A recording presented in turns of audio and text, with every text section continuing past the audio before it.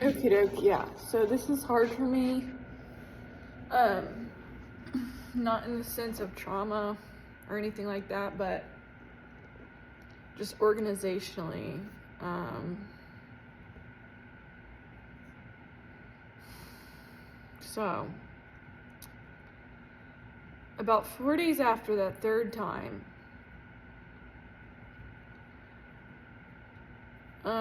I was starting to become suspicious of him based on what he had told me and the whole picture incident. But I still didn't know what was going on. So I was gonna go over, it was April 18th. I was gonna go over there again. I texted him. He's like, oh, well, I would if I was in town. As soon as I got that response, I'll give more context to y'all later about how my mind works and all my experiences, where I was at in my life at that time, where I'm at now, and like the decisions I make. But as soon as I got that was all I needed to know, like, because I was already suspicious, even though I didn't know exactly what was going on or why.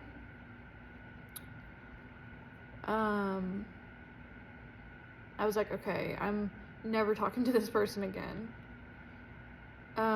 Because I was already suspicious of him, I did want to like drive by his house to see if the lights were on, I'm gonna be honest. But mainly I knew I was never gonna talk to him again, but I had learned to, like, if I'm suspicious that someone might become a stalker, try to neutralize them, honestly. We can debate all day about whether or not that's a good tactic, but I like left a handwritten note on his porch that said, like, you know, just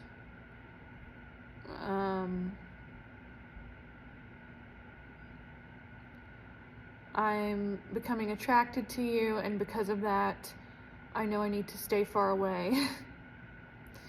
To try to let them down easy, you know what I mean? We can debate all day about if that makes sense to do or not, but in these small, super misogynistic towns, you gotta understand that I've already been through, at that time, even though I had not put everything together, I had already had enough experiences with stalking and like semi-stalking that I wanted to at least do what I could to avoid it. So in my mind, that was a way to like try to neutralize someone, because there are so many psychopaths out there that, like, if you say no, they just do more, which I've found has been true with these people, unfortunately. So I was hoping that that would neutralize him and, you know, like letting them down easy or whatever. I don't know. I tried to try different things, you know what I mean?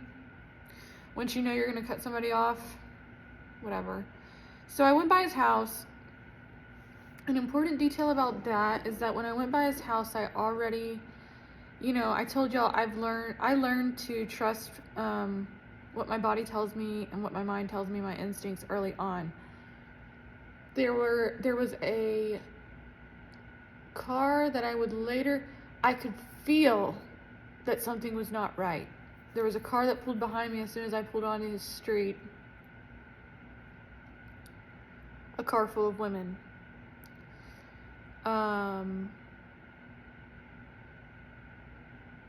Later figured out that they were following me.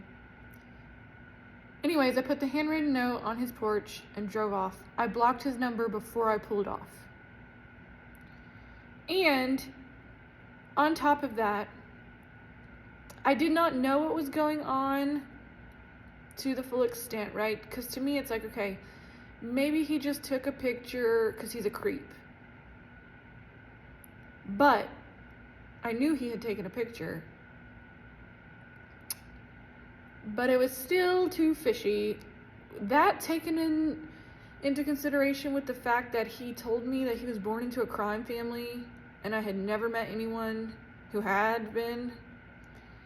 To me, that was enough to be like, okay, I don't know what's going on here, but I'm gonna go back home. Like, I went back to my hometown. That night, I had already, like, as soon as I got that response from him,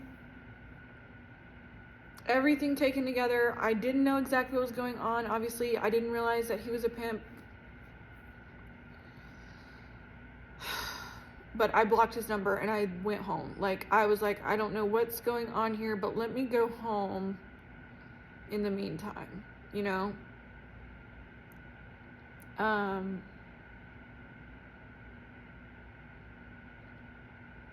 So I started driving home immediately that night. It was already dark out. I left from leaving that note on his porch straight to Charlotte, North Carolina from Stamford, Texas. I'm